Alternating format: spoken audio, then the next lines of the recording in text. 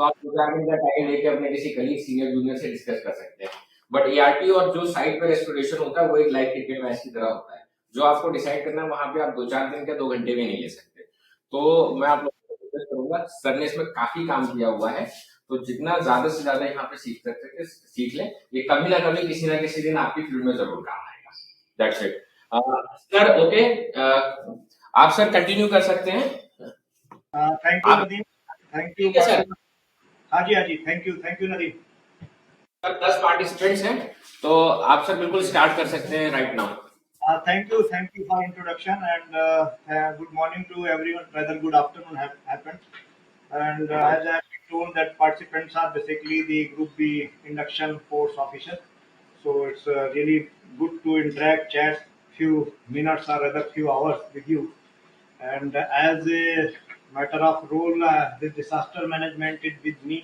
So I hope everyone is comfortable in Hindi also. Anybody from South? चलिए मान के चलता हूँ, अगर किसी को दिक्कत है तो kindly let me know so that I can keep switching Hindi to English, otherwise I will be preferring Hindi, right? So the topic given by the STC Charwal was the disaster management and ART working. So of course, these are two different topics. One is a quite big topic, railway disaster management, and which is a management kind of jargon. So and really very relevant for today's world. When it comes to ART working, it's our routine job. तो अभी तक मुझे लगता है कि जितने लोग भी कैरिज एंड वैगन से आए होंगे उनको इसके बारे में पूरी तरह से नॉलेज होगा। तो before I start preference, I am RSME 98 batch officer. Prior to coming to this place, I was general manager Chris, looking after the freight and coaching maintenance application. So though might be some of you might have seen me in that role also while development of the application. So hold it for a minute. हाँ जी, नहीं मैं अभी थोड़ा काम कर रहा हूँ, 1 घंटे बाद बात करें, ठीक है? तो मित्रों इसमें बहुत कुछ कहना है। तो पहली बात आती है कि व्हाट इज डिजास्टर। तो बहुत सारे लोग अब तक जान चुके हैं, cyclone, earthquake, tsunami. So they are the one kind of the disasters, and as the first two lines said that they are rarely announced, they can never be postponed. ये अपनी गति से आते हैं, इनकी कोई पहले से पूर्व सूचना नहीं रहती है। तो डिजास्टर शब्द आते ही कुछ ऐसा है कि जो स्केल को बताता है, जो लॉस और डिस्ट्रक्शन ऑफ लाइफ प्रॉपर्टी जिसमें बहुत ज्यादा हो उसे डिजास्टर की श्रेणी में लाते हैं। कौन इसको कैटेगराइज करेगा इसके लिए अलग आगे देखेंगे, लेकिन मोटा तौर पर देखें तो अर्थक्वेक, फ्लड, साइक्लोन सभी लोग जानते थे कि दीज आर दी डिजास्टर। इस टर्मिनोलॉजी के अंतर्गत रेलवे के भी कुछ ऐसे एक्सीडेंट होते हैं जिनको कि डिजास्टर के अंतर्गत कैटेगराइज किया जाता है, ठीक है? इसी तरह कई बार इंडस्ट्रियल मिसहैप्स होते हैं, जैसे कि भोपाल गैस कांड हुआ था, होते हैं। And fourth point you are seeing the railway accident involving huge loss of life and property, जैसे कि एक बहुत बड़ा एक्सीडेंट जो गाइसल का हुआ था, और उसके बाद खन्ना एक्सीडेंट, कई सारे खन्ना कमेटी में कई सारे जिक्र किए गए थे कई एक्सीडेंट की, वो सारे उस डिजास्टर की श्रेणी में आते थे। तो पहले ही हमने बता दिया कि disaster is different from the accident. They have the character of unexpectedness, unpredictability, unpreparedness, and of course the scope and scale is different, and this can have the combination of problems। जरूरी नहीं कि एक ही चीज हो, आग भी लगी हो, कोलिजन भी हो रखा हो, तो ऐसी चीजें जिस डिजास्टर की श्रेणी में उसको लाती हैं। और फ्लड हो, फायर हो, तो ये हमें प्रॉब्लम्स के बारे में कि ये multitude of problems in magnitude of problems can be different. और ऐसी चीज जो कि हमारे पास रिसोर्स हैं, जो अपने जो अवेलेबल रिसोर्स हैं उनसे उनको टैकल करना संभव ना हो, तब हमें उसे डिजास्टर की श्रेणी में लाते हैं। ये डिफिनीशन है, मैं पीपीटी आपको पहले ही शेयर कर दिया है, तो इसको आप देख लीजिए। डिजास्टर मैनेजमेंट एक्ट आया था 2005 में, उसमें इसको डिफाइन किया गया था कि क्या है। तो basically this involve the substantial loss of life और human suffering, damage and destruction of property and degradation of environment and of such a nature or magnitude as to be beyond the coping capacity of the community in the affected area. So basically, this is the broader definition of this disaster.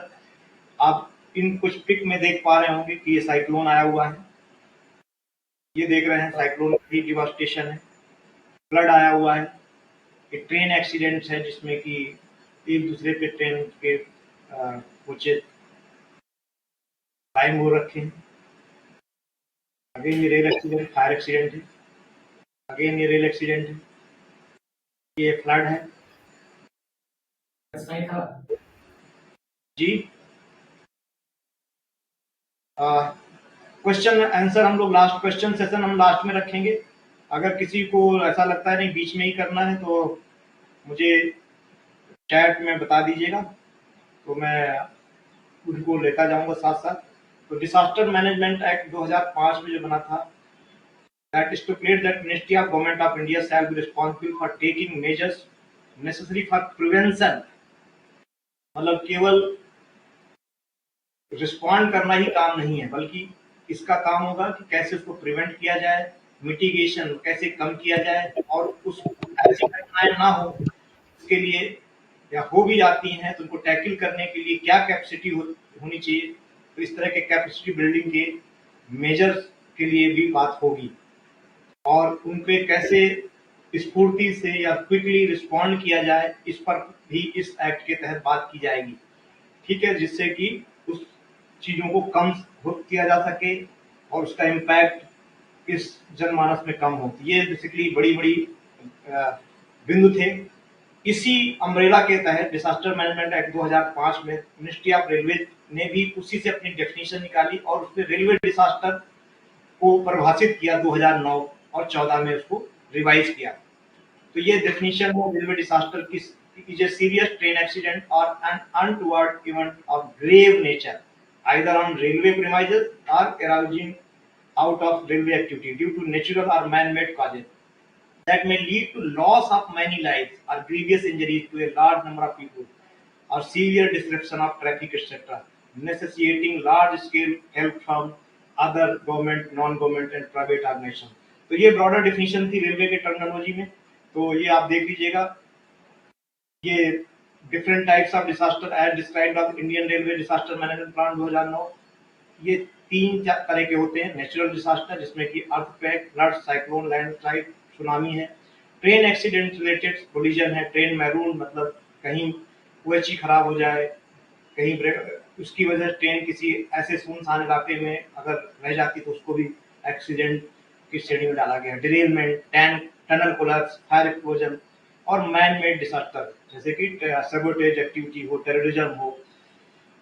इसके बाद आती है disaster management किया कैसे जाए, ये जो घटना होगी इसको कैसे इस पे कंट्रोल किया जाए। तो relief work without meticulous planning, coordination and training. अगर किसी ने कहा है कि अगर डिसास्टर का मैनेजमेंट अच्छी प्लानिंग और कोऑर्डिनेशन के तहत और ट्रेनिंग के तहत नहीं किया जाता तो एक उसको सेकेंड डिसास्टर का डिजास्टर का दर्जा दिया जा सकता है। सही बात है, आप जिस चीज को टैकल करने के लिए गए थे और उसके टैकल करने में आप सक्षम नहीं हैं तो आपको वो उससे भी बुरा हो जाता है, वर्ष हो जाता है। तो यही इसी बात को हम सीखने के लिए आज हम आपस में बैठे हुए हैं, ताकि भविष्य में किसी प्रकार की ऐसी घटना की पुनरावृत्ति हो, रिकरेंस हो, या नई पहली बार हो रहा है तो हम उसको रोक सकें और उस पर समुचित कदम ले सकें। ये डेफिनेशन टाइम मैगजीन में आई थी कि भाई सेकेंड डिसास्टर है अगर हम अच्छे तरह से प्रिपेयर्ड नहीं है। Disaster management, what does it mean? It's a continuous integrated process of planning, organizing, coordinating and implementing measures for prevention of danger or threat of disaster, mitigation, reduction of risk or severity or consequences. Of course, capacity building, preparedness, prompt response to any threat, and assess severity or magnitude of the problem or disaster. Evacuation, relief, rescue operations are part of that. and when it happens, rehabilitation or reconstruction of the asset is also part of the disaster management activity. With the enactment of Disaster Management Act 2005, other developments on the national level disaster management philosophy has also changed to adopt the latest concepts, which are serious train accident, not the only events termed as disaster. Other events, for example, internal security related events like terrorist attack at station train, marooning of train due to fire, disruption of traffic due to natural factors like earthquakes, wetland, floods, etc. They are also termed as a disaster. No more relief and rescue centric. So holistic approach is to be adopted to incorporate prevention, mitigation, preparedness, rescue, relief, and rehabilitation. So that is the essence of this whole plan act. So that is on these core pillars. It's premises. It's founded, and everything has worked out from aligning to this objective. New philosophy gives more emphasis on prevention and mitigation, मतलब रोकने और उसको कमी लाने पे ज्यादा जोर दे रहा है, क्योंकि कई चीजें होती है डिसास्टर हैं तो पूरी तरह से एलिमिनेट करना पॉसिबल नहीं होता, तो उसके इम्पैक्ट को, उसके प्रभाव को कैसे कम किया जा सके, कैसे रोका जा सके, ये सबसे बड़ी बात होती है, जिससे अगर ये दो स्टेप ले लेते हैं तो इम्पैक्ट कम से कम होता है लाइफ प्रॉपर्टी लॉस। हमारा इसके तहत किसी भी सिस्टम को ऑडिट करना उद्देश्य होता है। क्या ऑडिट करते हैं? डिजास्टर रेजिस्टेंस कैसा है उसका, डिजास्टर प्रिवेंशन कैसा है, मिटिगेशन कैसा है, और इसके अलावा हमारी प्लानिंग कैसी है, क्या उसके अंतर्गत नई एक्टिविटीज हम कर रहे हैं, प्रिपेयर्डनेस देखते हैं, रेस्क्यू रिलीफ रिहेबिलिटेशन की डायमेंशन देखते हैं, एक्सपर्टाइज उसमें कितनी है स्टेक होल्डर्स की, कैसे हम रिसोर्सेज को पूल करें। जैसे कि आप देखते होंगे फायर, पहले हमारे रेलवे में फायर ब्रिगेड हुआ करती थी, मुझे लगता है 1980 के पहले, लेकिन आज की डेट में नहीं है। अगर आग की घटना हो जाती है तो हम कैसे इसको फायर ब्रिगेड को बुलाएं, बहुत से लोगों को नहीं मालूम होगा कि अभी हमें स्टेट गवर्नमेंट की, क्योंकि आज फायर ब्रिगेड स्टेट गवर्नमेंट के पास ही रहती है, उनसे हेल्प लेनी होती है। इसी तरह कोई जान माल की क्षति होती है तो हमें वहाँ नियर बाई हॉस्पिटल्स को, जो कि स्टेट गवर्नमेंट सेंट्रल गवर्नमेंट हो सकते हैं तो या अपने रेलवे के होते हैं, तो कैसे हम रिसोर्स को पूल करें ताकि इस घटना को हम रोकथाम जल्दी से कर सकें और उसको कंट्रोल कर सके, लोगों को रिहेबिलिटेट कर सके, लोगों को रिलीफ पहुंचा सके, रेस्क्यू कर सके। तो that is the intent of this disaster, means it is a holistic integrated approach so that we are able to reduce the impact in a big scale.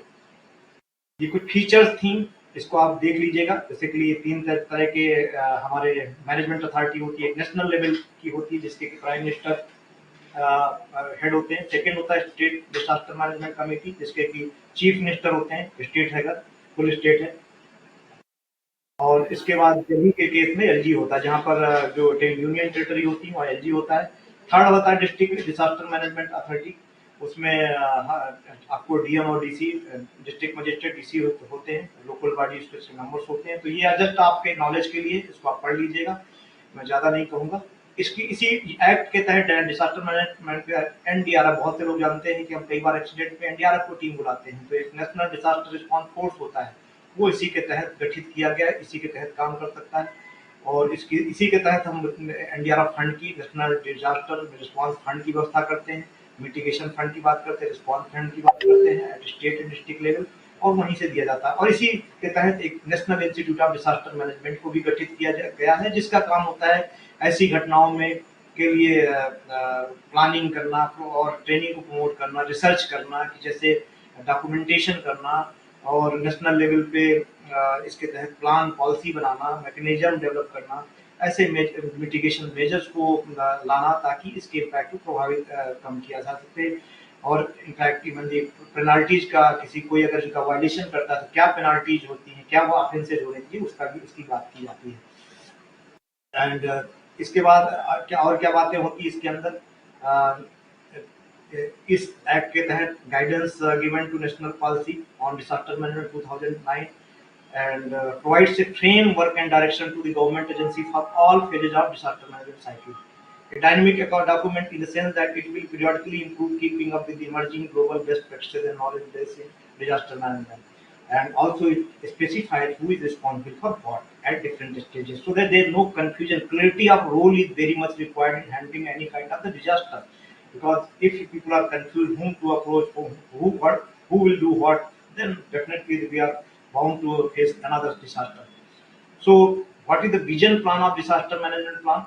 This national disaster management plan, you can read. We want to make India disaster resilient. Means कितनी जल्दी से फुर्ती से आप उसके विरुद्ध खड़ा होता है किसी डिजास्टर के विरुद्ध, ये हम चाहते हैं। और इसमें हम तेजी से कमी चाहते हैं कि इस डिजास्टर की कभी पुनरावृत्ति ना हो। उसमें हम लोगों की जान माल क्षति और प्रॉपर्टी की लॉसेस को कम करना चाहते हैं, चाहे वो इकोनॉमिक हो, चाहे फिजिकल हो, सोशल, कल्चरल, इन्वायरमेंटल। कैसे? जो हमारे अवेलेबल रिसोर्सेज एडमिनिस्ट्रेशन है उसको यूज करते हुए। तो ये बेसिकली विजन प्लान था। बात आती है कि भारतीय रेल में हम क्या चाहते हैं, और तो हम भारतीय रेल में ये चाहते हैं कि any train accident we want to control in and we want to do it by following the rules and procedures contained in the accident manual.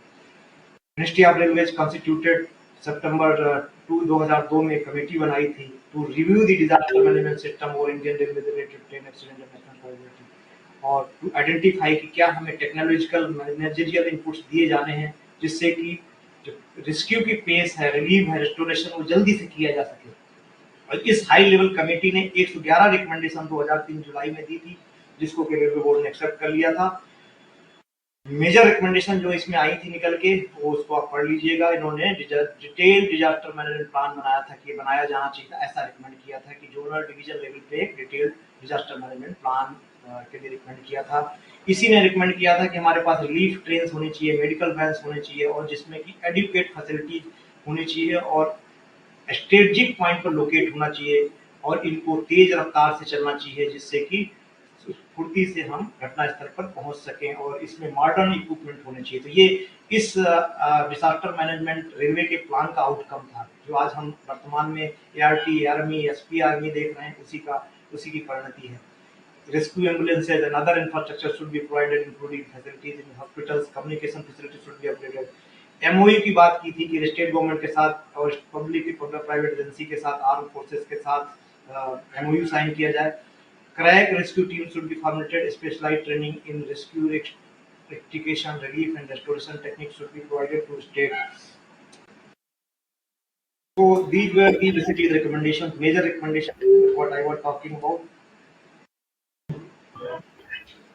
Disaster management. Ministry of Railway in August 2000 formulated a corporate safety plan as a mean to realize the vision of an accident-free, casualty-free Indian Railway. तो उस समय हमने corporate safety plan बनाया होता है। कई लोगों के पास भी प्लान खड़े हुए होंगे कि वो 2003 में बना हुआ था कि हमने हर डिपार्टमेंट के लिए क्या-क्या सेफ्टी अचीव करने के लिए करेंगे। उसमें बड़े टेंजिबल टारगेट दिए गए थे, क्या टाइमलाइन होगी, क्या मद लिया जाएगा जिससे कि हम सेफ्टी अचीव करेंगे। Apart from addressing the safety concern, focus on modernization of disaster management was stated in the corporate safety plan. इस corporate safety plan की जो मुख्य बातें थी कि इसमें एंटी कोलिजन डिवाइस की बात की गई थी, इसमें ओवरहेज स्टॉक जो था हमारा, ट्रैक्स, ब्रिजेज, एसेंशियल इक्विपमेंट्स की रिप्लेसमेंट की बात की गई थी जिससे कि वो कम हो और डिरेलमेंट्स हमारे कम से कम हो गए। अनमाइंड लेवल क्रॉसिंग को कमी लाने की बात की गई थी। टार्ड की बात की गई थी, ट्रेन एक्चुएटेड वार्निंग डिवाइस की बात की गई थी, एसीडी की बात, एंटी कोलिजन डिवाइस की बात की गई थी ताकि लेवल क्रॉसिंग की घटनाओं में कमी आए। ब्रिज को इंस्पेक्शन करने की टेक्निक की बात की थी, सेफ्टी कैटेगरी को डिफाइन किया गया था, उनको भरने की बात की गई थी, और इसी की परिणति थी कि भारतीय रेल ने 2012 फरवरी में अनिल काकोडकर साहब के चेयरमैनशिप में लेवल सेफ्टी रिव्यू गठित की थी। For implementation, the strategy for modernization of disaster management, following measures have been taken. अभी हमने सब सारे corporate level, zonal, divisional level और स्टेट लेवल पे हमने डिजास्टर मैनेजमेंट प्लान बना लिया है। रिप्टेड प्राइवेट और सिविल हॉस्पिटल के साथ टाई अप है। Provision of rescue ambulances, collapsible coffins in each division hospital, and there are provisions to take assistance from the armed forces, including air force for assistance during the required during the disaster, or provision for the emergency escape route, delegation of adequate financial powers to concerned officer for quick। आप देख रहे हैं BRT में हमारे एसएससीज को power बढ़ी थी 50,000 तक के लिए, तो उसी की परिणति थी कि हमने बहुत सारी चीजों को उसमें उसके तहत प्रोविजन कराया था। हर ब्रॉड गेज डिविजन्स में एक 140 टन की क्रेन होगी, एआरटी होगी, और with the air brake provisions, ये भी उसी की परिणति थी। अब बात आती है कि इसके लिए नोडल डिपार्टमेंट कौन से हैं और उनके क्या काम है। सेफ्टी डिपार्टमेंट को कॉर्पोरेट डिजास्टर मैनेजमेंट प्लान बनाना है, MR level zonal division level बनाना है, मेडिकल को हॉस्पिटल और डीएम प्लान बनाना है, सिक्योरिटी के लिए सिक्योरिटी अरेंजमेंट प्लान के लिए डीएम प्लान बनाना है, इंजीनियरिंग को management of flood, cyclone, earthquake, landslide structure के लिए बनाना है, mechanical rescue restoration centric disaster management plan for preparedness of plan and procurement of specialised equipment, HRE, HRD और लुकास वन, ये सब उसी के तहत के प्लान के तहत बनाने हैं। उनकी ट्रेनिंग के लिए बात प्लान करना है। एक्सीडेंट होता क्या है बात आती है, तो ये आपने डेफिनेशन कई बार पढ़ रखी है हमारी भाषा में। एक्सीडेंट जो मैनुअल के तहत जो हमारा एक्सीडेंट मैनुअल, ये डेफिनेशन ये है जिसको कि आप स्क्रीन में देख सकते हैं। Accident is an occurrence in the course of working of railway which does or may affect the safety of the railway, its engine, rolling stock, permanent weight or fixed installation, passenger or servant, which affect the safety of others or which does or may cause delay to train। तो बहुत से लोगों को clear नहीं होता कि हर बार डिलेमेंट होगा वही एक्सीडेंट है। नो, यहाँ आप देख पा रहे हैं may cause delay to train, मतलब अगर आपकी असट फेल होती है तो भी वो एक्सीडेंट की श्रेणी में आता है, जो कि मैं इसके बाद बता दूं। तो ये आप यहाँ से क्लियर होके जाइएगा। कहाँ लिखा है ये मैंने बोर्ड में आपको बताया हुआ है। इसमें एक्सीडेंट को जो है क्लासीफाई किया जाता है कि कैटेगरी बनी हुई ए टू आर में के अंतर्गत। ये रेलवे बोर्ड का लेटर है, ये एक्सीडेंट मैनुअल में दिया हुआ है। अब इनको ब्रॉडली इनको 4 भागों में बांटा गया है: train accident, yard accident, indicative accident, equipment failure और अनयूजुअल। ट्रेन एक्सीडेंट्स 2 प्रकार के होते हैं: consequential train accident, other train accident. इसके बाद कॉन्सिक्वेंशियल ट्रेन एक्सीडेंट को डिवाइड किया गया है। तो आप देख पा रहे हो कि collision, fire, level crossing, derailment and miscellaneous, इनके डिफरेंट कोड्स हैं। ये सेफ्टी डिपार्टमेंट जो काम कर रहे हैं उनको पता होगा कि उनको क्लासीफाई करना पड़ता है कि किस में। अदर ट्रेन एक्सीडेंट के डिफरेंट कैटेगरीज हैं, तो आप डेफिनेशन देख लीजिएगा कि all other trains which are not covered under the definition of the first one, जो पहले बताया था वो सारा फर्स्ट वन में क्या था, इंक्लूड ट्रेन जो है सीरियस रिपरकशंस हो in terms of loss of human life, human injury, loss to railway property और इंटरप्शन ऑफ रेल ट्रैफिक, वो इसके अंतर्गत आते हैं। ठीक है। यार्ड एक्सीडेंट में क्या आते हैं, जो यार्ड में होते हैं और डज नॉट इन्वॉल्व ट्रेन और उसको यार्ड एक्सीडेंट कहते हैं। इनकी कैटेगरी आपने A5 B7 ये देख लें, तो इसमें मैं नहीं जा रहा हूँ, जिसको इंटरेस्ट हो इसको पढ़ लीजिएगा। इंडिकेटिव एक्सीडेंट ये एक्सीडेंट नहीं है बट सीरियस पोटेंशियल हजार्ड। ठीक है, इनको हम like all cases of train passing signal, जो स्पैड के केसेस होते हैं, averted collision, breach of block, ये सारे इसके तहत आते हैं, डीएच की श्रेणी में आते हैं। उनको इंडिकेटिव एक्सीडेंट मतलब अगर ये आगे हो गया होता तो कॉन्सिक्वेंशियल में कन्वर्ट हो जाता। इक्विपमेंट फेलियर, मैंने फेलियर्स की बात की, these include all failure of railway equipment, failure of locomotive, rolling stock, permanent way, overhead wires, ये सारे जितने इक्विपमेंट फेलियर होते हैं वो भी एक तरह के एक्सीडेंट की श्रेणी में आते हैं। अनयूजुअल एक्सीडेंट, जनरली हम लोग सभी लोग अनयूजुअल ही बोलते हैं, बट अनयूजुअल बेसिकली यहाँ डिफरेंट है। हम शायद गलत सबको सब ज्यादातर लोग अनयूजुअल हो गया, but unusual basically law and order के केस की बात की जाती है। इस क्लास के बाद हमें थोड़े अपने जो वोकेबुलरी है उसको ठीक कर लेना है। अब आती है क्लास ए में, जो हमने बताया ना कई सारी कैटेगरीज होती हैं, क्लासिफिकेशंस होते हैं A B C D E, और उसमें से कोलिजन्स है, इसकी डेफिनेशन यहाँ दी गई है। मोस्ट ऑफ द किसको कोलिजन्स में रखा जाएगा इसको यहाँ डिफाइन किया गया है, तो मैं ज्यादा डिटेल पे नहीं जाता, इसको आप रीड कर लीजिएगा। फायर क्लास बी जो होता है, फायर इन ट्रेन्स, इसको भी कैसे डिफाइन करते हैं, इसमें दोनों चीजों को काउंट करते हैं कि ग्रीवियस हर्ट है और या डैमेज टू प्रॉपर्टी है। कितनी वैल्यू होगी आप देख पा रहे हैं, 25 लाख की है। ठीक है, या ट्रैफिक का एक पर्टिकुलर टाइम तक 24 घंटे तक अगर से ज्यादा वो है इंटरप्शन है तो भी इसकी श्रेणी में आता है। तो डिफरेंट ये तरीके हैं जिसके आधार पर कैसे कोई घटना किस कैटेगरी क्लासिफिकेशन में आएगी उसके लिए है। जो सेफ्टी में होंगे उनके लिए बहुत इंपॉर्टेंट है, बाकी लोगों के लिए just for academic interest they must know it, so I am not going. इससे क्लास सी है, बहुत सारे है, क्लास डी डिरेलमेंट है, उसको कैसे डिफाइन किया गया we go through because I think this is not the main aim for what I am connected to. So these are what written in the manual, so kindly go through that. Averted collision की बात की गई है, class G breach of block rules की बात की गई है, class S train passing SPAD की बात की गई, इक्विपमेंट फेलियर, जे के एलएम जो मैंने कहा, रोलिंग स्टॉक भी आएगा, एसएनटी भी आएगा, ट्रैक भी आएगा, तो ये सारी फेलियर्स इसके तहत आती है। ये रोलिंग स्टॉक की बात हो रही है, परमानेंट वे की बात हो रही है। यहाँ पर इलेक्ट्रिकल इक्विपमेंट अगर फेल होता है तो किस क्लास में आएगा, telecommunication.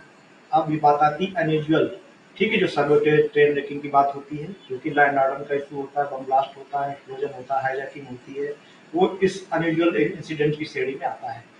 Casual class B for the casualties, ठीक है, कोई आदमी किसी चलती ट्रेन से गिर जाता है, तो इस तरह की चीज़ें इसके अंतर्गत हैं।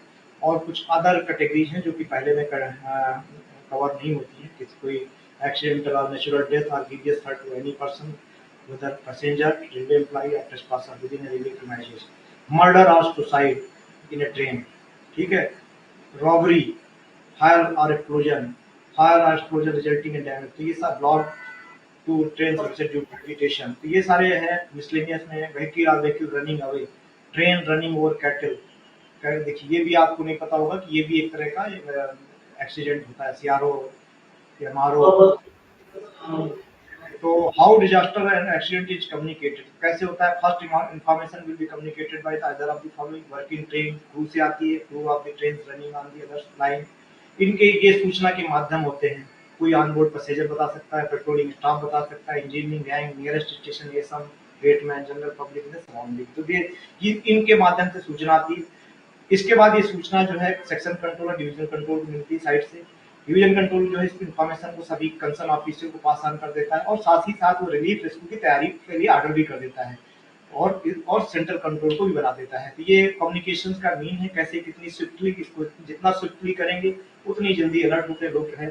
तो instant action team, loco pilot, तो पहला रिस्पॉन्डर कौन हो सकता है? एक्सीडेंट के केस में आप जानते हैं कि ट्रेन में रहने वाले पहले व्यक्ति हो सकते हैं, तो फर्स्ट रिस्पॉन्डर वही है, loco pilot, assistant and guard and other on board staff. On board staff की बात करें तो आज सफाई वाला भी है जो कंटेक्चुअल में, गार्ड है, टीटी है, और इसके अलावा आरपीएफ के स्टाफ, इलेक्ट्रिकल के स्टाफ है, मैकेनिकल के स्टाफ है। तो आज की डेट में मैं एक चीज़ यहाँ पर ऐड करना चाहूँगा कि सीएमएम एक कोचिंग मेंटेनेंस एप्लीकेशन है, और आजकल आप ना टीटी के हाथ में एक एसएसटी डिवाइस देखते होते हैं, तो उसमें हमने एक प्रोविजन कराया जब मैंने जीएम क्रिस था कि आप कोई उस ट्रेन, किसी पर्टिकुलर ट्रेन में कितने लोग उपलब्ध हैं, उनके नाम, मोबाइल और पद नाम फोटो के साथ पूरी एक जगह पर लिस्ट बनी हुई है, जिसको चाहें तो डाउनलोड कर ले या अपने मोबाइल में देख सकते हैं। तो क्योंकि आप ऑफिसर्स हैं, कल को चेक करने जाएंगे, तो आप इस फीचर को, कोच मित्रा एप्लीकेशन का नाम है, उसको इस्तेमाल करें।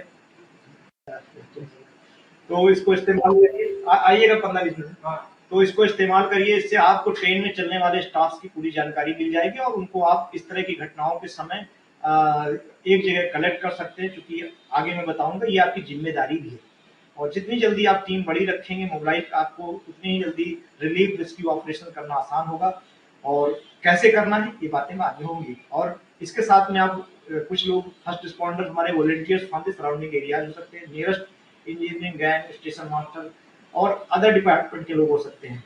ठीक है, इसके अलावा हमारी DM team, disaster management team जो आ रही है आरटी के साथ, एआरमी के साथ, वो भी हमारे फर्स्ट रिस्पॉन्डर्स होते हैं। डिवीजन लेवल पे हमारा डिजास्टर मैनेजमेंट जो होता है वो कैसे होता है, इस प्लान के तहत हर डिपार्टमेंट की अपनी अपनी जिम्मेदारियां दी गई हैं कि उसको क्या करना है। और non railway resources required to be called in during emergency is also indicated in DM plan. तो ये डीएम प्लान को जाते ही एक बार जरूर पढ़ लीजिएगा, कम से कम इतना तो कर लीजिएगा अपने डिपार्टमेंट से संबंधित चैप्टर को। कई बार आपसे कभी इन्वेस्टिगेशन वगैरह में जाएंगे, कभी सीआरएस आपकी इंक्वायरी होगी तो आपको बुलाया जाएगा, आपके रोल के बारे में पूछा जा सकता है, तो आपको ऐसा ना लगे कि हमें कुछ पता ही नहीं। तो मेरे इस सिलेक्शन का मेन उद्देश्य है कि डिजास्टर मैनेजमेंट प्लान अगर हेडक्वार्टर है तो जो सीएसओ के यहाँ होगा, आपके यहाँ डिपार्टमेंट को उसको पढ़ लें, और आपसे संबंधित सुनने जो भी इन्फॉर्मेशन है कि आपका रोल क्या है, आपको क्या क्या करना है, what are you responsible, what you are suppose to do, उसको उस पर देख लीजिए और उसके तहत अपने रोल को निभाइए। जो रेलवे में इसी तरह का डिजास्टर मैनेजमेंट प्लान होता है। और अब बात आती है कि रिसोर्सेज कहाँ क्या होते हैं। तो एक रिसोर्स ट्रेन में मैंने बताया कि पीपुल ही हमारे रिसोर्स हैं जो ट्रेन के हैं, सराउंडिंग के हो सकते हैं, एडजॉइनिंग स्टेशन के हो सकते हैं। दूसरा रिसोर्स होता है आरटी आर्मी, होम रेलवे की हो सकती है। तीसरा है कि आरटी आर्मी आप जेट ज्वाइनिंग, तो जहाँ अगर डिवीजन में तो या जोन में है तो आपको पता होना चाहिए कि अगल बगल हमारी आरटी कहाँ पर है, उनके कॉन्टैक्ट है, सेव कर लीजिए, जिससे कि आपको कोऑर्डिनेशन और प्लानिंग में आसान होगा। संभव हो तो इंस्पेक्ट भी कर लीजिए, क्योंकि बहुत बार अक्सर होता है, क्योंकि मैं अपनी 20 साल के डिविजनल उसमें देखा कि बहुत वाकई समय ऐसे आते हैं जब कई बार आप घटनाओं को अपनी रिसोर्सेज से टैकल नहीं कर सकते, तो ऐसे में आपको बगल वाले डिवीजन और जोन की हेल्प लेनी होती है। अगर उनके नंबर्स, कॉन्टैक्ट नंबर ऑफिसर से परिचित रहेंगे तो आपके लिए चीज़ों को टैकल करना आसान होता है। कि कैसे उसकी प्लानिंग करनी है, कैसे मूवमेंट करना है, कहाँ पर है, उनकी रिसोर्स, उनकी रिक्वायरमेंट क्या है। कई बार वो कम आदमी के साथ आ जाते हैं, तो ऐसे में अगर आप उनके बारे में जानते हैं तो कोऑर्डिनेशन और उसकी सिनर्जी अच्छी बनती है साइड पे, और इस वजह से रिजल्ट अच्छे निकल के आते हैं। और चौथा रिसोर्स क्या है, non railway resources such as state authority, district authority. तो आप देखेंगे स्टेट गवर्नमेंट से भी कई ऑफिसर्स आते हैं, डीएम, एसडीएम और पुलिस, लेकिन कई बार हम देखते हैं कि इन लोगों के साथ में हमारा कोऑर्डिनेशन नहीं होता है। वो आते हैं दर्शक की भांति, लेकिन तो अगर आप लीडरशिप आपके अंदर है तो इस चीज को आप इनकैश करिए और उससे अच्छे रिजल्ट लाइए, और जिससे रिजल्ट अच्छे आएंगे तो आपका नाम होगा और अच्छे ऑफिसर की श्रेणी में आएंगे।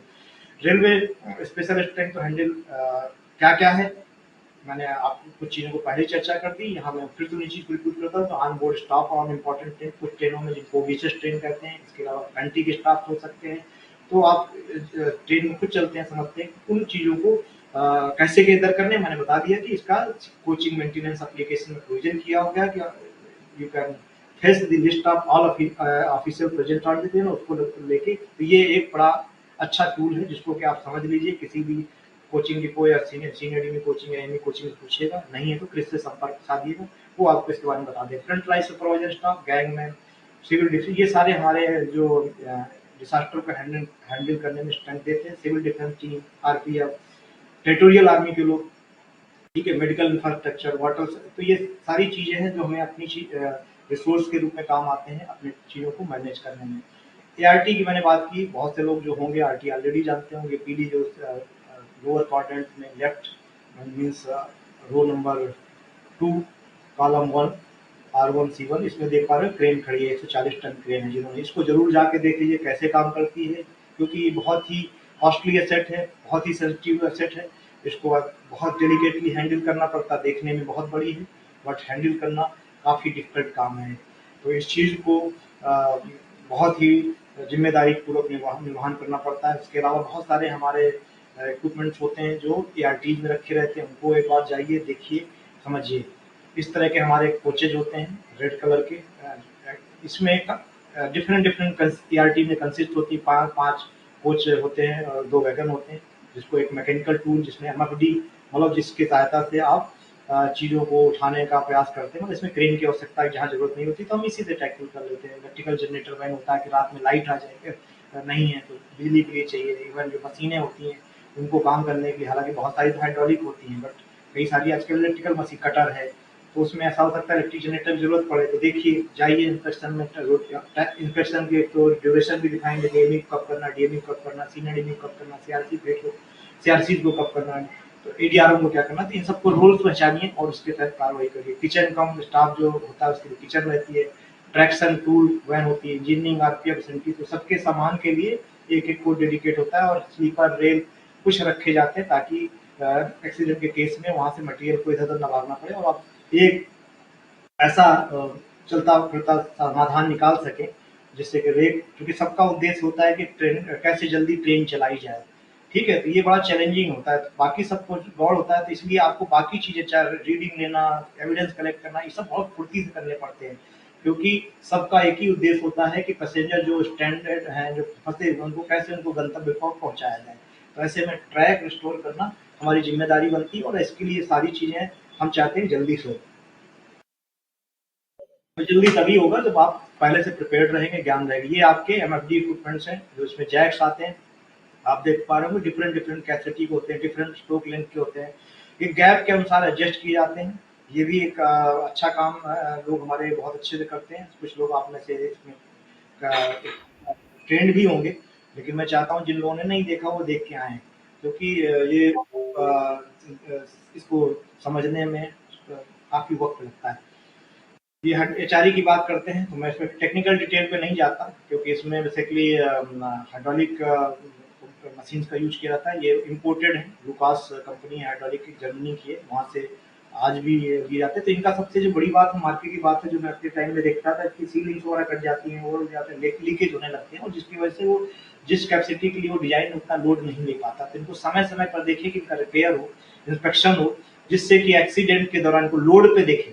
ऐसा ना हो कि जब जो एक्सीडेंट के दौरान ही जाके उससे पे लोड डालें। तो जब भी मॉक ड्रिल करें उसमें वाकई में दें, उसको हल्के में ना लें, क्योंकि कई बार आप यहाँ लेंगे और वाकई में रियल साइट पे जाते ही आपको फेल कर जाए, तो ऐसी स्थिति ना हो, इसलिए इनको रियल वर्ल्ड में देखते रहें और इन्फेक्ट करते रहें। इसमें सारे इक्विपमेंट्स हैं, मैं इनको वन वन करके नहीं कहता, बट इसको आप देख लीजिएगा। बेसिकली क्या होता है, डिफरेंट डिफरेंट उनकी हाइट होती है, टनेज होते हैं, जिससे कि हम क्लियरेंस के हिसाब से चीज़ों को अटेंड कर सकें, ये बेसिकली उद्देश्य है। अगर किसी का पंप मान लीजिए हाइड्रोलिक पंप फेल भी हो जाता है, तो उसके लिए हमने हैंड पंप भी दिए हुए हैं, जिससे कि काम ना रुके। ठीक है, तो ये इसी तरह इसमें री रेलिंग ब्रिज होते हैं, जो कि एल्युमिनियम के बने होते हैं। ये इनको जो मार्केट की बात है कि केवल ना केवल इनको चलाना सीखिए, आपको इनको हैंडल अच्छे से करना है, क्योंकि ये हमारे लिए जी जान, मतलब they are very critical for us. जब इनको वापस ले जाइए तो उनको अच्छे से कवर करके रखिए, उनको जो उसमें कोई डैमेज हुआ है तो उसको लिख लीजिए, so that in the very first opportunity they are attended, क्योंकि अगला कब होगा आपको पता नहीं, हो सकता है यहाँ से निकले अगला एक्सीडेंट तुरंत हो जाए। तो ऐसे में इनको ये मत सोचिए कि कल अटेंड कर लेंगे, छुट्टी बात करेंगे, तो उसमें अपनी तरफ से आपका रोल है कि तुरंत अटेंड कराने के लिए कार्रवाई शुरू कर दीजिए। गैस कटिंग इक्विपमेंट, जो मैं एक चैलेंज देखता था कि अब विद दी जो हमारे आर्टिजन स्टाफ्स होते हैं, इसमें गैस कटर कई बार नहीं होता, वेल्डर नहीं होता, तो इनको अभी से कई बार आपको देखने को मिलेगा कि जब वहाँ जा रहे हैं तो किसी को ना गैस कटिंग करनी आती है, ना वेल्डिंग का कटर आता है। तो ऐसे में सफिशिएंट नंबर लोग होने चाहिए जो इस बात में ट्रेंड हैं, या वो इतनी दूर आज की डेट में अपने घर पे रहता है कि जब हूटर बजा तो आ ही नहीं पाता। तो बस ये जो अभी जैक्स थे इतने भारी होते थे कि ले जाने में लोगों को टायर्डनेस होती थी, थक जाते थे, इसलिए इसके लिए डिप ट्रॉली बनाई, तो उसका इस्तेमाल करिए, जिससे कि लोग जब साइट पे पहुंचे तो तरोताजा पहुंचे, थके ना हो, उनको काम करने के लिए उनमें एनर्जी रहे। तो जो मिसलेनियस टाइप की एक्टिविटीज हैं उनमें आप सोचिए कि कैसे उनका काम कम किया जाए, dip trolleys is one of the thing. ठीक है, तो ये करना होगा आपको। ये देखिए वही उसी चीज के द्वारा डाला। अब आते हैं 140 टन ब्रेक डाउन क्रेन में। ये क्रेन कई लोग मालूम है, गोदवाल क्रेन है, कॉमन शील्ड है। ठीक है, इसमें 140 टन चूंकि उठा सकता है, लेकिन जैसा कहा कि 140 टन में मत जाइए। इसकी डिफरेंट डिफरेंट रेंज होती है, रेडियस होती है, उसके हिसाब से इसका एक चार्ट बना होता है। उस चार्ट को देखिए, कहीं कंफ्यूजन मत होइएगा, कहीं गलत स्टेटमेंट मत दे दीजिए कि हम 140 टन उठा लेंगे, बट हो सकता है आपको इसमें लिमिटेशन आए। कई बार हो सकता है वैगन्स लोडेड उसको अनलोड कराना पड़े। तो ये क्योंकि ये बहुत कुछ लोडिंग उठाने का डिपेंड करता है कि जिस क्रेन जहाँ खड़ी की गई है उसकी मिट्टी की प्रकार क्या, अगर बारिश में जा रहे हैं तो मिट्टी हो सकता है धंस जाए। तो ये सारे कुछ निर्णय बहुत समझदारी से लेने हैं, जिससे कि आप बाद में आपको गलत बात का सामना ना करना पड़े। जैसे मुझे अपने टाइम पे याद है, किसी एसएससी ने निर्णय ले लिया कि हम लोडेड को उठा देंगे, लोडेड बीसीएम जिसमें कि चीनी लोडेड थी, और उसी समय अगस्त का महीना था, और बाद में उन्होंने निर्णय दिया कि नहीं अब तो नहीं उठ पाएगा, लिहाजा इसको अनलोड किया जाए। फिर कमर्शियल के लोगों ने अनलोड किया, लेकिन उसमें काफी वक्त जाया हुआ, जिसके लिए डीआरएम और जीएम साहब की तरफ से नाराजगी साइट इंचार्ज को झेलनी पड़ी। तो मेरा इतना ही कहना है कि कोई भी निर्णय है अपने एक्सपीरियंस टीम के साथ लें। क्या होना चाहिए, सिर्फ धीमे धीमे आप भी सीखें, साथ में इसके साथ एक टूल वैन होती है और एक किचन कम स्टाफ वैन होती है, क्योंकि ये दोनों कंसिस्ट कई बार अलग अलग होते हैं, अलग अलग लाइन पे खड़े होते हैं, और आवश्यकता भी अलग अलग होती है, इसलिए ऐसा बनाया गया है। पहले में देख रहे हो कि मैच ट्रक के साथ में क्रेन रिलीविंग बोगी के लिए 2 होते हैं। ठीक है, और एक ब्लास्ट का होता है। ट्रेन ऑपरेशन के लिए आप सेफ्टी इंस्ट्रक्शन देख लें, क्या क्या लेना है, लिया जाना है। 2 ऑपरेटर मोड, बट उसको उसके साथ आपको भी जानना है। काउंटर वेट की क्या साइजेज होते हैं, और प्रॉपिंग कैसे होती है, प्रॉपिंग का बेस कैसे तैयार कर सकते हैं। सेफ लोड इंडिकेटर क्या होता है, बाईपास तो नहीं कर रहे हैं, कई बार ये भी एक निश्चित प्ले की जाती है, उसको बाईपास कर देते हैं। उसको बाईपास करने की वजह से कई बार ऐसी घटनाएं हुई हैं, बाईपास कर दिया या खराब हुआ कि ट्रेन टॉपल डाउन हुई, मतलब पलट के गिर गई। अब पता चला पूरा सीन, आप समझिए कि घटना ऐसी हो जाती है, तो फिर कैसे आगे बढ़ पाएंगे। तो ऐसे में कोई भी हमें सेफ्टी रोड इंडिकेटर या किसी भी मैकेनिज्म को बाईपास नहीं करना चाहिए और काम करने के लिए, जब तक कि ऐसी अपरिहार्य स्थिति ना आ जाए। ठीक है, और लिफ्टिंग टैकल्स जो होते हैं, जो कि वायर रोप्स होते हैं, उनमें कई बार कट जाते हैं, तो उनका रिप्लेसमेंट समय से सुनिश्चित करें, क्योंकि अगर एक स्ट्रैंड की हर एक स्ट्रेंथ होती है, कटते कटते इतने कम हो जाए कि जिस वेट को आप उठा रहे हो कहीं उसकी वजह टूट ना जाए और किसी एक्सीडेंट का कारण बने। उसका एक्सीडेंट पता चला हम आप एक्सीडेंट को अटेंड करने गए थे और हमारे ही लोग उसके नीचे आ गए, तो ऐसी स्थितियाँ नहीं होनी चाहिए। इसके लिए लिफ्टिंग टैकल्स को समय समय पर चेक किया जाना, उनको परचेज किया जाना जरूरी है। तो ये रही deployment of staff during the operation. Of course operator operates crane from the cabin, आपने देखा ही होगा। उसको असिस्ट करने के लिए हर प्रॉप की तरफ एक गनर होते हैं जो कि उसको इंडिकेशन देते हैं। इसके अलावा लोडिंग अनलोडिंग के लिए दो स्टाफ लगे रहते हैं जो काउंटर वेट जो उसको हेल्प करते हैं। और एक व्यक्ति जो है इसमें ड्रम जो होता है उसमें वायर रोप होती है उसको देखने के लिए लगाया जाता है। और पूरे का एक लीडर होता है, क्योंकि इसमें कई बार रोप के ऊपर में क्या कहते हैं पुली में चढ़ने की घटनाएं होती है। अगर वो चढ़ गई तो उससे आपको मालूम होना चाहिए कि अगर स्लिपेज होगा तो जो हैंगिंग लोड है वो जर्क से के साथ नीचे होगा, जो कि क्रेन के लिए बहुत ही गलत है। तो पूरी क्रेन हिल के रह जाती। कई बार होते हैं कि लोग ध्यान नहीं देते हैं और पता एक दूसरे के ऊपर रोप चढ़ती गई और अचानक एक जो होता है ये लोड शिफ्ट होता है और एक जर्क का कारण बनता है। और कई बार इसके कारण से जो अपनी 140 टन टॉपल होते हुए पाई गई है। तो इस चीज को समझें कि क्या है, कैसे होता है कि हमारी रोप ड्रम पे एक दूसरे पे चढ़े ना। एक्सीडेंट रिलीफ मेडिकल वार्ड का फोटो दिखाया हुआ है। इसमें दो कोच होते हैं, एक मेडिकल होता है सेंटिस के अंदर चलता फिरता, ऑपरेशन थिएटर होता है जिससे कि छोटे मोटे तरह के मेडिकल घटनाओं को अटेंड किया जा सके। दूसरा होता है मैकेनिकल इलेक्ट्रिकल का, इसको जाकर देख लीजिए कि इनके एक इंस्पेक्शन के शेड्यूल होते हैं। एआरबी में क्या होता है, एचआरडी होता है बेसिकली मेडिकल वैन है। तो इसका काम होता है कि जान माल को बचाना। व्यक्ति कोई किसी दो कोच की जगह ऐसी जगह दबा हुआ है जिसको निकालना मुश्किल हो जाता है, तो ऐसी रेस्क्यू डिवाइस का सहारा लो, जिसमें स्प्रेडर है, कई तरह के गैस कटिंग इक्विपमेंट्स हो सकते हैं, इलेक्ट्रिकल फायर फाइटिंग इक्विपमेंट, और कैसे जो इंजर्ड पैसेंजर निकालना है उसको कैसे शिफ्ट करना है उसके लिए उसमें इक्विपमेंट्स होते हैं, लाइटिंग इक्विपमेंट्स होते हैं।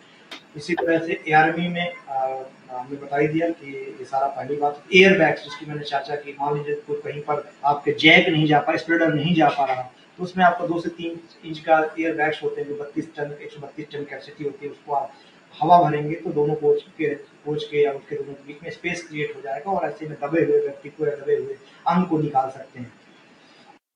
न्यूमेटिक डिवाइसेस में एयर कंप्रेसर, एयर सिलेंडर, ये कुछ चीज़ें रखी हुई हैं। मान लो ब्रीदिंग ऑपरेटर्स है, ठीक है।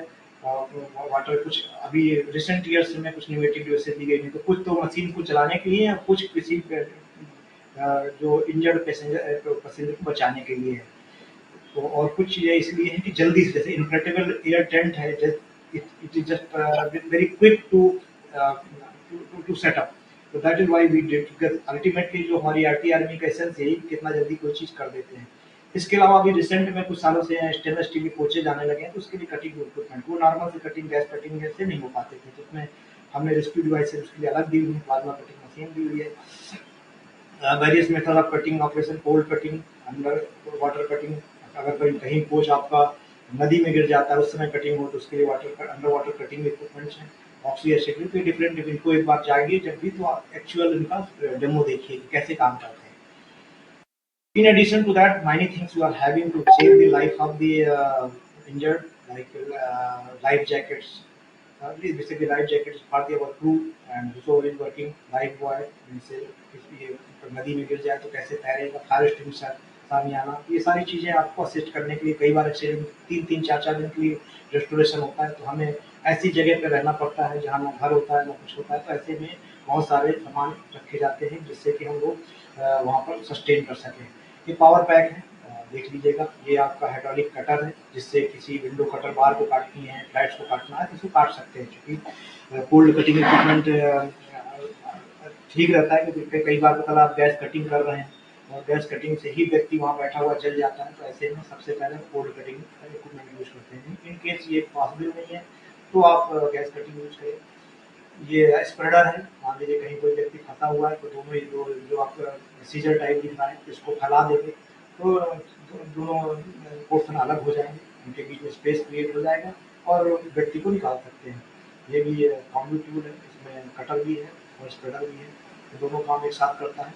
जाके देखिएगा और कैसे इसको हैंडल करते हैं। हैंडल करने वाले व्यक्ति को दस्ताने पहनने हैं, ग्लव्स लगाना है, सॉरी ग्लव्स लगाना और ये हेलमेट लगाना, तो ऐसे में चश्मे लगाने हैं। तो इस सब चीज़ों को देखिए क्या क्या प्रोटेक्टिव इक्विपमेंट्स यूज करने हैं। ये भी अगेन स्प्रेडर है, आप देख पा रहे हैं व्यक्ति खड़ा हुआ है, दोनों वाल के बीच में स्प्रेड कर रहा है, ठीक है। हाइड्रोलिक रैम बोलते हैं इसको। ये हैंड पंप है गाड़ी, ये आपका ब्रीदिंग ऑपरेटर्स है जिसके पीछे ऑक्सीजन लेके व्यक्ति खड़ा हुआ है, ठीक है। और ऐसी जगह पे यूज करते हैं जहाँ टॉक्सिक एनवायरनमेंट हो। ऑर्डरिंग कैसे होती है आरटी आर्मी की, तो आप जानते हैं कि एडीआरएम में आप division is control officer for the RT army के लिए, और पावर कंट्रोलर जो है एसपी आरटी एसपी आर्मी के लिए क्रू वगैरह अरेंज करता है, ठीक है। जैसे इसको इन्फॉर्मेशन मिलती है उसके आधार पर डिसाइड करता है। Ordering of RT SP BD के ordering during passenger train accident, SP both direction लिए ऑर्डर करते हैं, मतलब क्या प्रोटोकॉल फॉलो होगा, ठीक है। कि अगर ट्रेन पैसेंजर ट्रेन का एक्सीडेंट हुआ है तो दोनों तरफ से ऑर्डर कर दिया जाएगा, और एआरटी बीडी क्रेन दोनों, मतलब आपका एआरटी आर्मी दोनों तरफ से ऑर्डर होगी। अगर गुड ट्रेन का है जिसमें कि कोई ह्यूमन लाइफ इन्वॉल्व नहीं है तो नियरेस्ट एसपीआरटी को बुलाते हैं। ये सेल्फ प्रोपेल्ड है, हाई स्पीड सेल्फ प्रोपेल्ड। ये जो है मैंने पहले ये starting HLC high level committee की रिपोर्ट में इसको रिकमेंड किया गया था 2003 में। तब से 3 कोचेज का ये ट्रेन होती है जिसमें कि सारे अंतर क्या है, इसमें सिर्फ पहले इंजन लगाना पड़ता था, आज की डेट में इसमें इंजन की जरूरत नहीं होती, क्योंकि इसमें सेल्फ कंटेंट है। प्लस क्या, इसकी स्पीड भी हाई स्पीड है, 100 की स्पीड पे चलती है, तो कहीं किसी भी जगह पहुंचना बड़ा आसान है, एक्सेलरेशन बहुत अच्छा है। तो ये एक एडिशन हुआ रिसेंट ईयर्स में। इसके देखें कि इसके इक्विपमेंट या एमसी वगैरह प्रॉपर हालत में है कि नहीं, इसका मेंटेनेंस समय समय पर हो रहा है। न केवल इस असेट का मतलब एज ए कोच का, बल्कि इसके अंदर रखे हुए सारे इक्विपमेंट को भी देखना है कि क्या क्या कैसे मेंटेन हो रहा है, कितना समय से इन्फेक्शन हो रहा है, कि रिप्लेसमेंट चीज़ होगा। मेडिकल वैन में बहुत सारे दवाएं रखी जाती हैं, उनका रिप्लेसमेंट होना चाहिए। ये सारा सुपरवाइजर वैन है, इसमें क्या क्या होता है उसके बारे में बताया गया। मेडिकल वैन में क्या क्या होता है जाके देखिएगा। टूल बैग में क्या क्या होता है, जैसे कि मैंने पहले इक्विपमेंट बताया वही सारी चीज़ें हैं, बस just being different type of the stuff we are just listing out, because why we are listing out, because अगर आपको ये पता है कौन सी चीज़ कहाँ रखी हुई तो ढूंढना आसान होता है। तो ये एक बहुत ज़रूरी चीज़ है कि आपको वेल डॉक्यूमेंट होने चाहिए, लोगों को ट्रेन कराइए, दिखाइए, जिससे कि वो पता चला किसी चीज़ को खोजने के लिए इधर उधर नहीं भटक रहा। एसपी आर्मी का एक ये फोटो है, ये उसका ओटी है जो कोच के ऊपर होता है। इसमें आप देख पा रहे होंगे एक जगह बैठने के लिए गद्दे भी हैं, ये ओटी है राइट साइड। ये रेल व्हीकल है। आजकल जो भी अपने सिटी है, मेट्रो सिटी है, हमें दिक्कत आती है कि ट्रेन को एसपी आरटी को ले जाने में दिक्कत आती है, उसकी बनस्पति ट्रक से पहुंचना आसान होता है। तो ये दोनों में ही चल सकता है, रेल में भी चल सकता है, रोड में चल सकता है, जिससे कि रिलीफ ऑपरेशन को आसान करना होता है, आसान होता है पहुंचाना, ठीक है। तो बात जो मैं यहाँ करनी थी कि आपके जो आरटी में होना चाहिए डेडिकेटेड मेंटेनेंस स्टाफ होना चाहिए, और इसका समय से मेंटेनेंस निश्चित कराए, जिससे कि जो स्टॉक है सही हालत में है। एएमसी जो हमारा होनी चाहिए, चाहे तो असेट की हो, स्टॉक की हो, या उसके अंदर रखे हुए सामान हो, सब समय से होनी चाहिए। और नहीं हो रही तो उस पर आपको चेंज करना होगा, कंसर्न डिपार्टमेंट जहाँ पेंडिंग है उसको फॉलो करना होगा। और ट्रेन स्टाफ होना बहुत जरूरी है। ट्रेनिंग इस चीज़ को हम बहुत नज़रअंदाज करते हैं, मानते हैं कि सब कुछ एजेंसी वाला ही कर देगा, लेकिन साथ साथ हमें इमरजेंसीज के लिए अपने स्टाफ को भी ट्रेन करा के रखना चाहिए। और अवेलेबिलिटी ऑफ 100% क्रिटिकल स्पेयर्स और मेंटेनेंस होनी चाहिए, क्योंकि इसके लिए वेटिंग टाइम कुछ भी नहीं। जब भी ऐसी स्थिति आए तो आपको मेंटेनेंस में रहना है, तो दूसरी ट्रेन को जरूर आरटी आर्मी को इन्फॉर्म करके रखिए, क्योंकि पता चला आप अटेंड नहीं कर पाए और इसी समय हुटर बज गया, तो ऐसे में आप कम से कम सेफ रहेंगे।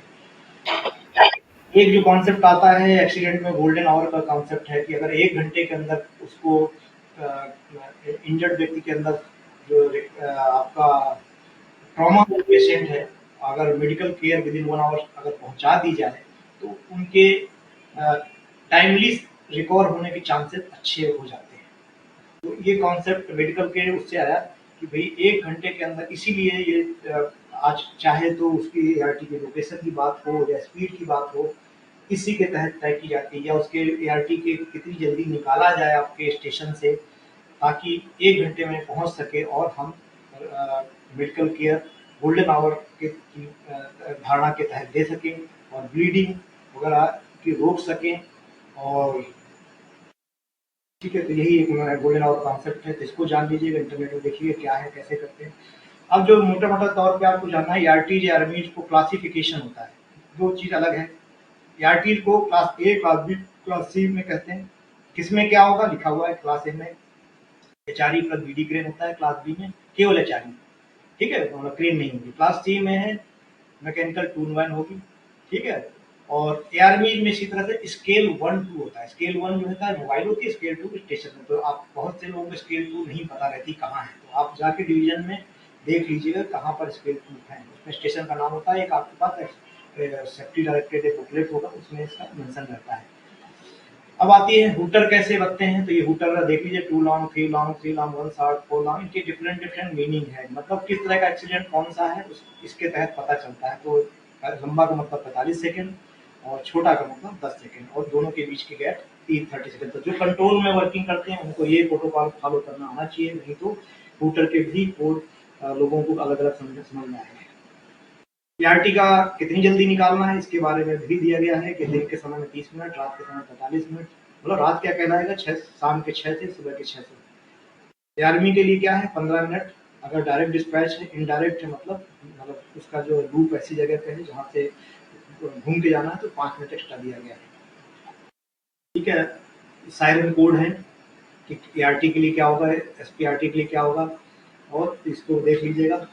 रियल टाइम डिजास्टर मैनेजमेंट कैसे करना है, पहले इस पे बात हो चुकी, तो मैं रिपीट नहीं करता, ठीक है। बेसिकली तो वही है, जाके पहुंचना है, आपको एक्शन में आ जाना, जल्दी से जल्दी पहुंचिए, एविडेंस को कलेक्ट करिए। जब तक RT आर्मी आ रही है तो एविडेंस को करिए, नापने की कोशिश करिए, फोटो लीजिए, अगर नहीं फोटो हो पा रही तो उसको डायरी में रिकॉर्ड करिए, अगर संभव हो तो उसको ज्वाइंट में भी ले आइए, स्केच खींच लीजिए कि जिसके पहले के रेस्टोरेशन जैसे को रोक नहीं सकते आप, ठीक है। टीम बना लीजिए, इंजीनियरिंग, SMT, जिसका भी केस हो, जिसका आपको लगता है कि मेजर केस है, तो उसके साथ टीम बना के, और हालांकि ये रोल TI का होता है, but supposingly you are the site incharge, तो आपको ये रोल ऑफिसर के रूप में निभाना पड़ता है, क्योंकि सीनियर मोस्ट साइट इंचार्ज को ही ये सारा कुछ करना होता है। एक चीज और बताना चाहूंगा कि सपोज आप जिस ट्रेन पे जा रहे थे, का एक्सीडेंट हुआ है, उसी में आप ट्रेवल कर रहे हैं, तो आपकी जिम्मेदारी बनती है कि आप उतर के इस चीज को सुपरवाइज करें और अपने को डिक्लेयर करें, और जाके एक टीम बनाएं, प्लान और रिस्टोरेशन करें, जब तक कि आपसे कोई सीनियर व्यक्ति नहीं आ जाते हैं। उसके यात्रियों के खाने पीने की व्यवस्था करें, सूचित करें, कंट्रोल पे पैसेंजर को सूचित करें, ठीक है। इंजर्ड और डिसीज की लिस्ट बनवाएं, लोकल पुलिस से क्लियरेंस ऑब्टेन करें, और इन केस उससे पैसेंजर फंसे हुए हैं तो उनको बाहर भेजने के लिए व्यवस्था कराएं। हालांकि ये आप डायरेक्टली नहीं, आपको सारे संबंधित डिपार्टमेंट से कोऑर्डिनेट करना होगा। एक्सीडेंट के केस में जब है तो आपको प्रोटेक्शन ऑफ लाइन करना है, रिपोर्टिंग करना है, रेस्क्यू ऑफ पैसेंजर करना, रिलीफ वर्क करना है, इन्वेस्टिगेट करना है, ठीक है। तो ग्रुप बी ऑफिसर के नाते आपसे क्या उम्मीद की जाती है, ये मैंने यहाँ लिस्ट आउट की है कि basically the leadership qualities at accident site. आपको लीडरशिप की भूमिका में आ जाना है, आप अपने को डिक्लेयर करिए। अगर आप उसी ट्रेन से ट्रैवल कर रहे हैं, बताइए, बताया कि आपको कैसे रिसोर्सेज कलेक्ट करना है। आप IT टूल्स, HST टूल, जो TT के पास हाथ में टैबलेट्स होते हैं, उनमें सारे विभाग के यात्रियों की लिस्ट रहती है, उससे डाउनलोड कराइए और उनको फोन करके अपने पास बुलाइए कि ठीक है, और उसके बाद कोऑर्डिनेशन कीजिए, क्विक डिसीजन लीजिए, सही घटना में क्या क्या मदद चाहिए, किस तरह की RT आर्मी किधर से जल्दी काम हो सकता है, उस पर डिसीजन लीजिए।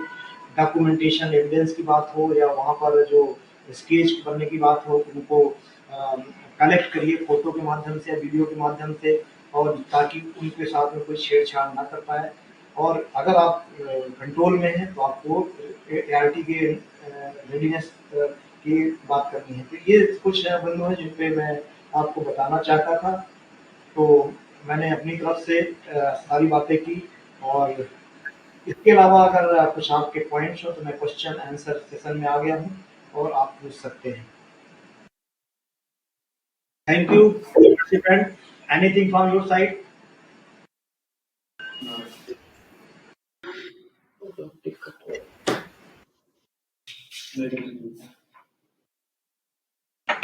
मैं इंजीनियरिंग वाला पोर्शन हूँ, अभी अवधीन जी कवर नहीं कर रहा हूँ, चाहते हैं तो मैं कर सकता हूँ, थोड़ी देर मेरे पास टाइम है भी।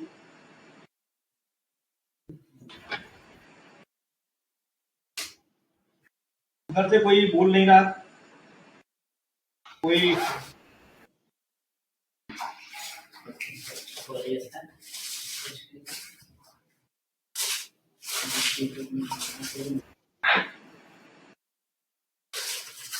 ठीक है।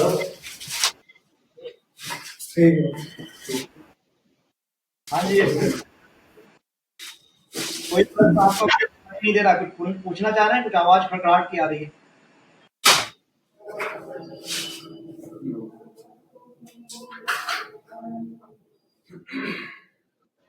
हाँ जी, किसी का कोई प्रश्न?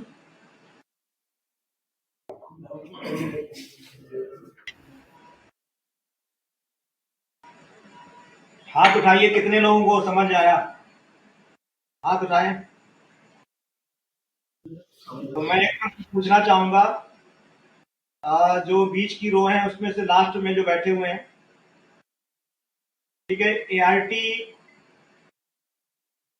और एआरएमबी का मैंने क्लास मेडिकल वैन का क्लासिफिकेशन बनाया। मेडिकल के लिए अलग बताया, एआरटी के लिए अलग बताया। किसमें क्लास होता है, किसमें स्केल होता है? अगर समझते हैं कि क्लास होता है तो लेफ्ट हैंड उठाइए। बीच की रो के लास्ट में जो जैकेट ग्रीन पहने हुए हैं, आपकी बात क्लास हो गई चल रहा है, क्लियर नहीं आवाज आ रही। आज में मैंने हाँ आपको कहा ना, मेरे लिए आपका सुनना मुश्किल है, मैंने कहा हैंड उठाइए। मैंने क्वेश्चन ये है कि क्लास होता है कि स्केल होता है? अगर क्लास से सहमत है तो लेफ्ट हैंड उठाइए एआरटी के केस में। चलिए ठीक है। अब मैं इसी रो के जो फ्रंट में मेरे कैमरे में सबसे है, उनका नाम तो मैं नहीं देख पा रहा हूँ, स्वेटर पहने हुए जनाब, मैं नाम जान सकता हूँ? Yes sir. चलिए हाँ,